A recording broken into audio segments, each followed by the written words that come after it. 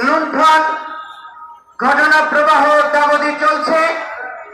রাষ্ট্রযন্ত্রে সনাতনী বা সংখ্যালঘুদেরকে যেভাবে টার্গেট করা হচ্ছে, এই সব ঘটনাবলীর নিরসন কল্পে বৈষম্যহীন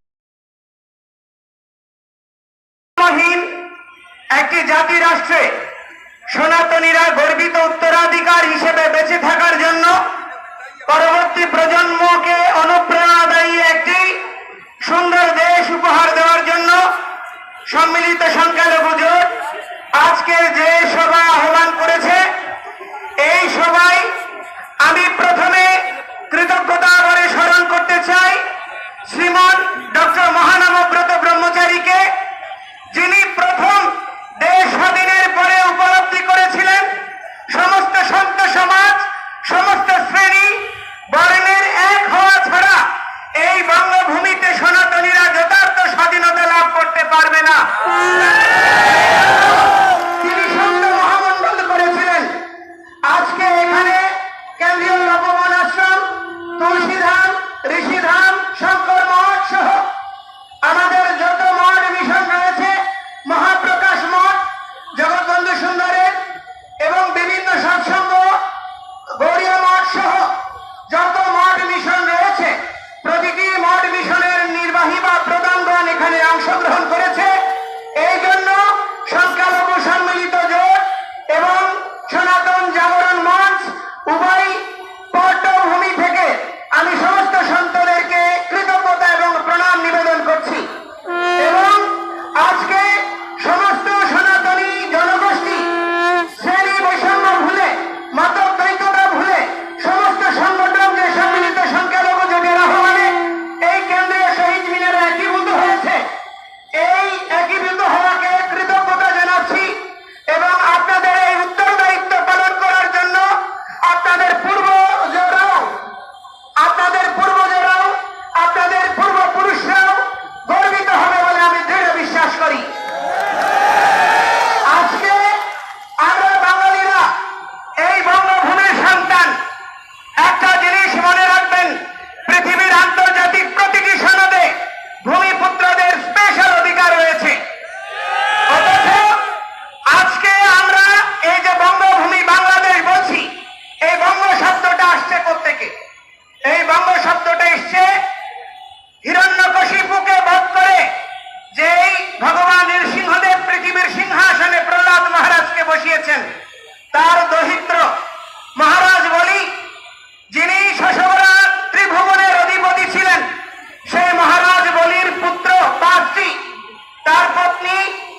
তার পত্নী হচ্ছেন সুদেশনা, যিনি হচ্ছেন এই প্রকৃত বঙ্গজননী। এই সুদেশনার পাঁচটি পুত্র অঙ্গ, বঙ্গ, কলিঙ্গ এবং সম্র এবং পুণ্ড, এই পাঁচ পুত্রের মধ্যে বঙ্গের নাম অনুসারে এই বঙ্গভূমি। আমরা সেই বঙ্গের উত্তরাধিকারী।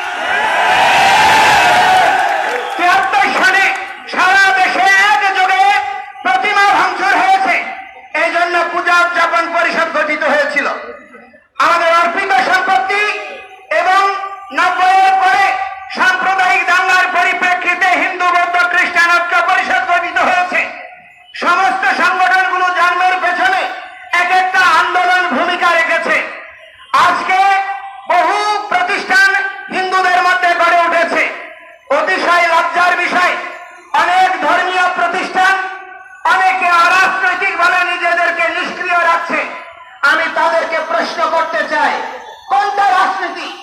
সনাতন ধর্মই বিশ্বের রাজনীতি শিখিয়েছে।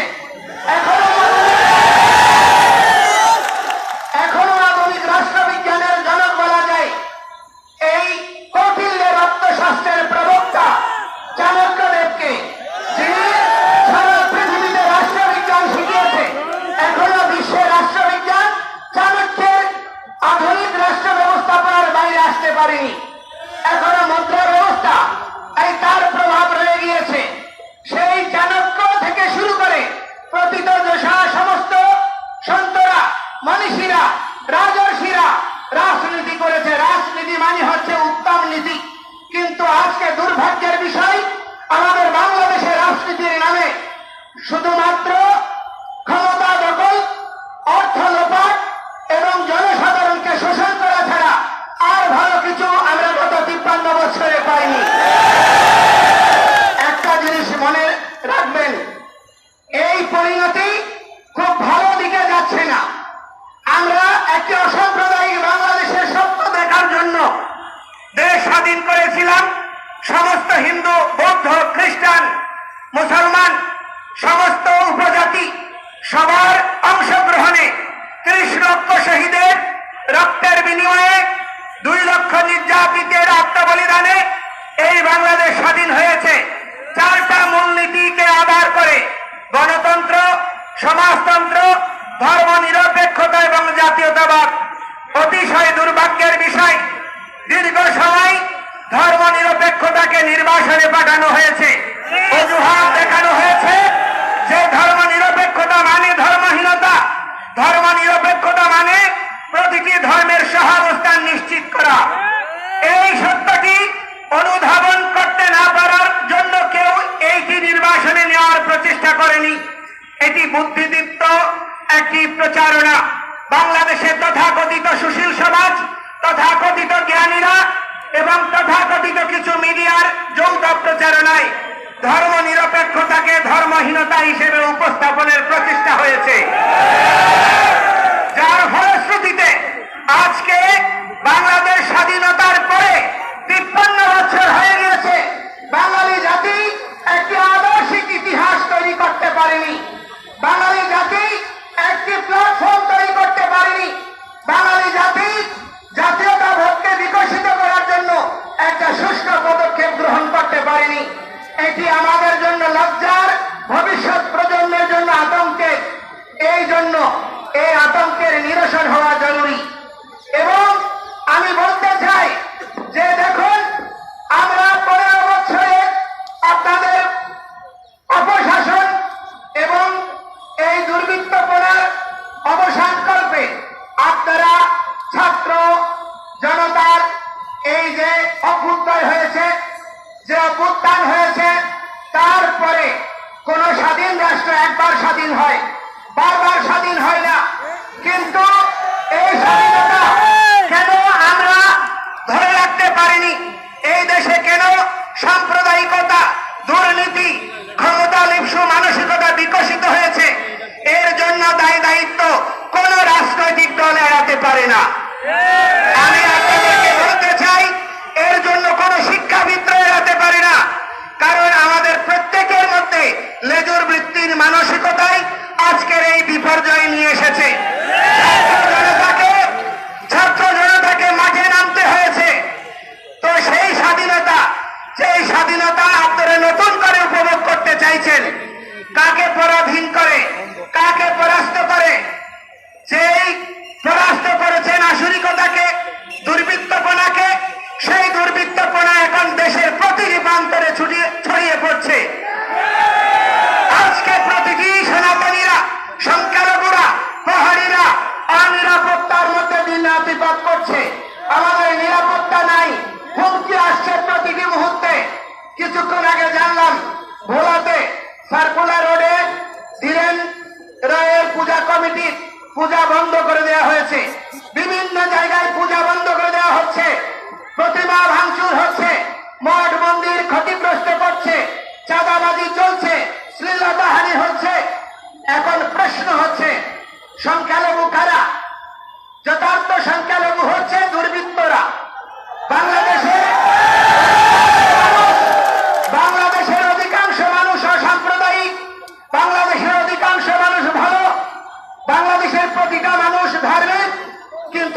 প্রশ্ন তাদের কাছে, যদি এই বাংলাদেশের প্রতিটা লোক হয় বিএনপি, হয় আওয়ামী লীগ, হয় জাতীয় পার্টি, অথবা জামায়াতে ইসলাম, অথবা হেফাজত ইসলাম, কোন না কোন রাজনৈতিক দল বা মতাদর্শের অনুসারী, কিন্তু আমার প্রশ্ন হচ্ছে 5ই আগস্টের পরে আমরা সবাইকে পাশে পেয়েছি, এজন্য আমরা আপনাদেরকে ধন্যবাদ দেই। কিন্তু আমাদের কোন হিন্দুরা মনের সাহস নিয়ে দৃঢ়তার সঙ্গে যে কথাটি বলতে পারেনি, জামায়াতে ইসলামের আমিরে জামায়াত তিনি বললেন যে কোন মুসলমান পাহারা দিয়ে নামাজ পড়ে না, কোন মুসলমানের মসজিদ পাহারা দিতে হয় না।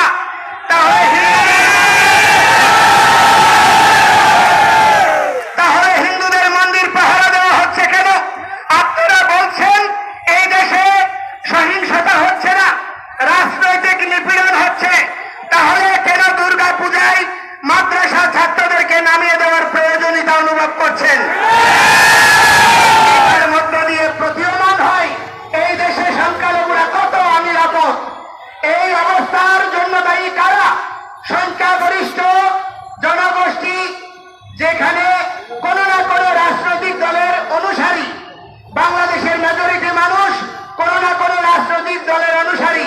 তাহলে আপনারা কেন দুর্বৃত্তপনাকে চিহ্নিত করতে পারছেন না? আওয়ামী লীগ যখন ক্ষমতায় ছিল 2001 সনের সাম্প্রদায়িক নিপীড়নের জন্য চুপ্পু কমিশন গঠন করা হয়েছিল। বর্তমান রাষ্ট্রপতি তার নেতৃত্বে চুপ্পু কমিশন তদন্ত করেছিল। দুর্ভাগ্যের বিষয়, চুপ্পু কমিশনের রিপোর্ট উনি রাষ্ট্রপতি হয়েও আজ পর্যন্ত প্রকাশ করেনি এবং আজ পর্যন্ত বিচার করেনি। তাহলে বিএনপির সময়ে যেই সহিংসতা হয়েছে তার দায়িত্ব পালন করেনি আওয়ামী লীগ।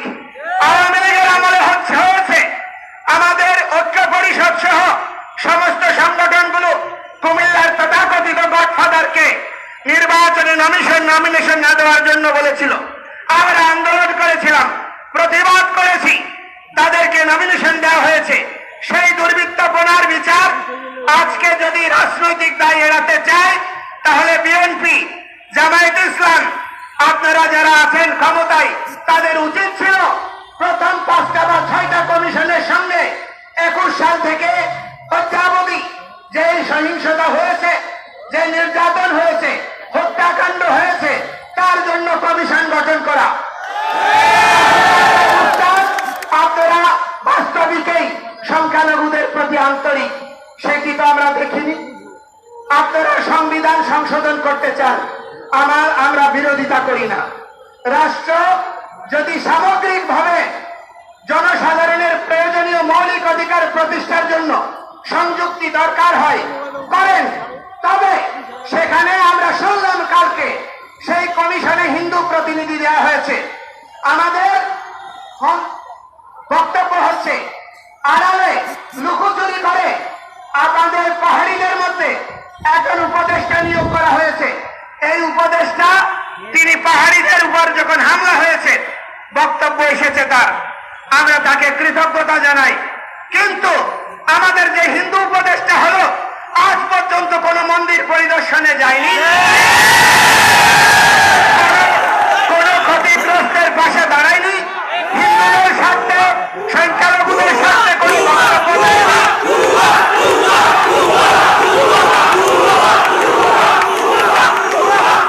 আজ পর্যন্ত তার কোন দৃশ্যমান পদক্ষেপ আন্দোলনরত কর্মীদের সঙ্গে আলোচনা করতে দেখিনি। তাহলে কাকে আপনি হিন্দু প্রতিনিধি বানিয়েছেন? অতীতে যত ধর্মীয় সংগঠন ছিল তাদেরকে রাজনৈতিক লেজুর বৃত্তির প্রতিষ্ঠানে পরিণত করা হয়েছে। কারণটা কি? যারা ছাত্র ইউনিয়ন করেছে, যারা কমিউনিস্ট করেছে, যাদের ধর্মীয় অনুভূতি নাই, সেই সমস্ত তথাকথিত বুদ্ধিজীবীদেরকে হিন্দুদের নেতা বানানো হয়েছে। তার বদৌলতে আজকে সনাতনী সমাজের প্রতি সংবেদনশীল কোন বিষয় নিয়ে তাদের যথার্থ পদক্ষেপ আমরা দেখিনি। এই জন্য আমরা এই ধরনের কোন ব্যক্তিকে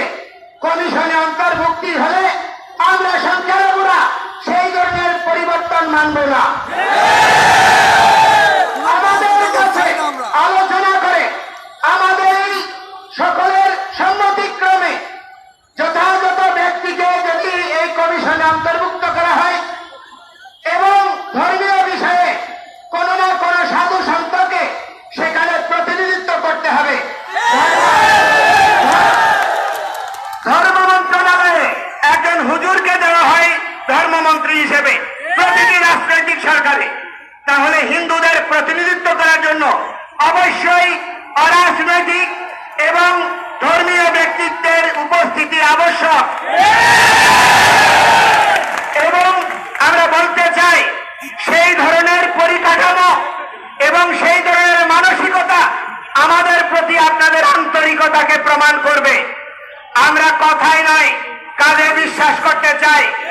৫৩ বছর বঞ্চিত হয়েছি, বহু বছর মাঠে নেমেছি, এখন সমস্ত সাধুরা ধ্যান তপস্যা ছেড়ে মঠ মন্দির ছেড়ে তারা রাস্তায় নেমেছে। আমাদেরকে হুমকি দেওয়া হচ্ছে বোমা হামলা, আমাদেরকে হুমকি দেওয়া হচ্ছে হত্যা, আমাদেরকে হুমকি দেওয়া হচ্ছে জেলে নেওয়ার। এই ধরনের হুমকি ধামকিতে, দেশ ত্যাগের হুমকিতে আমাদেরকে দমিত করা যাবে না। আমরা এই দেশ ছেড়ে যাব না। আমরা এই দেশের ভূমিপুত্র, বাঙালির সংস্কৃতিকে বিপন্ন হতে দেব না। আপনারা, আমরা সনাতনীরা, বৌদ্ধরা আমরা বিশ্বাস করি জন্মান্তর বাদে। দেহের মৃত্যু হয়, আত্মার মৃত্যু হয় না। কবি গিয়েছেন আবার আসিব ফিরে দানশিরি নদীর তীরে, শঙ্খচিল বা শালিকের বেশে। আমরা শঙ্খচিল শালিকের বেশে নাই, আমরা বীর যোদ্ধা হয়ে মরব এবং আবার জন্মগ্রহণ করব। এই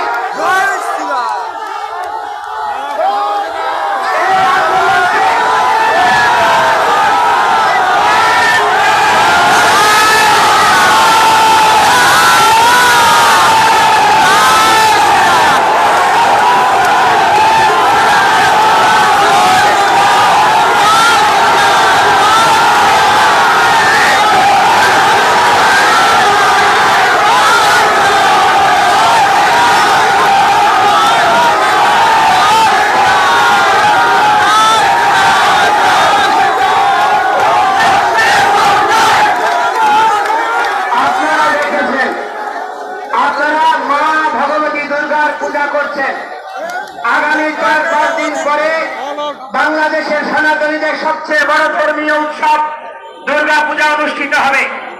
মা দুর্গা পূর্বে সতী ছিল, সতী রূপে দেহত্যাগ করে তিনি আবার পার্বতী হয়েছেন এবং মহিষাসুর মর্দিনী রূপে চণ্ডমুণ্ডকে বধ করে চণ্ডিকা হয়েছেন।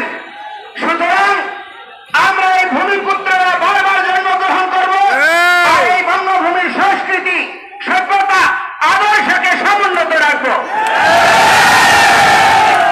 যারা স্থৈর্যতাবশত, লেজুর বৃত্তিবশত আমাদের এই আন্দোলনকে রাজনৈতিক কেক দিতে চায়, আমি তাদেরকে বলতে চাই, আমরা বিভিন্ন পর্যায়ে আলোচনা করেছি। আপনারা অনেকে বলেন আমরা বিগত 15 বছর কোথায় ছিলাম? আমরা তো ভাই আন্দোলন যা করেছি কোন রাজনৈতিক দল দৃশ্যমান আন্দোলন করতে পারেনি। এরপরেও তিনটা নির্বাচনী ইশতেহারে আমাদের দাবিগুলো থাকার পরেও তার কোন যথার্থ বাস্তবায়ন হয়নি। আমাদেরকে প্রত্যেকটি সরকার বিমাতা সুলভ আচরণ করেছে এবং তারা সকলে আমাদেরকে আশার মূলা ঝুলিয়েছে, কিন্তু বাস্তবে দৃশ্যমান কোন পদক্ষেপ দেখিনি। আপনাদেরকে বলতে চাই, রাজনৈতিক দল ব্যতীত একটি গণতান্ত্রিক রাষ্ট্র ব্যবস্থা থাকতে পারে না। আমরা আপনাদেরকে বিশ্বাস করতে চাই, আপনাদের দৃশ্যমান পদক্ষেপ দেখতে চাই।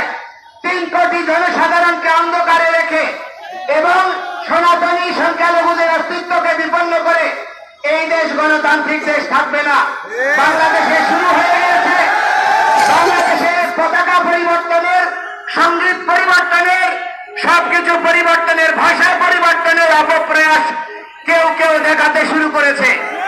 এই পরিবর্তন যদি অব্যাহত থাকে এই দেশে উপনিবেশিক শক্তি, ভূরাজনৈতিক খেলোয়াড়রাই খেলতে পারবে। আপনারা ফুটবল হবেন, আপনারা খেলোয়াড় হতে পারবেন। আমি আপনাদেরকে বলতে চাই, কখনো আপনারা আমেরিকা, কখনো চায়না, কখনো রাশিয়া, কখনো ইন্ডিয়া, এদের দাসত্ব করেছেন প্রতিটি রাজনৈতিক দল। আর হিন্দুরা আন্দোলন করলে তাদেরকে ইন্ডিয়ান টেক দেবেন, তাদেরকে আওয়ামী লীগের টেক দেবেন। এটা আমরা কখনো মেনে নেব না। সবখানে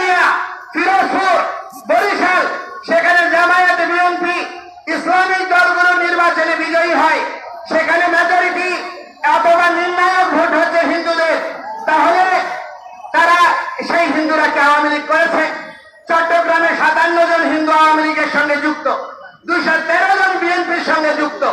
তাহলে আমাদেরকে কি কারণে ইচ্ছাকৃত ভাবে দলীয় ট্যাগ দিচ্ছেন? এবং অতিশয় দুর্ভাগ্যের বিষয়, একজন সমন্বয়ক বলল আমরা দুর্গতি ডেকে এনেছি হিন্দুরা নৌকাকে ভোট দিয়ে।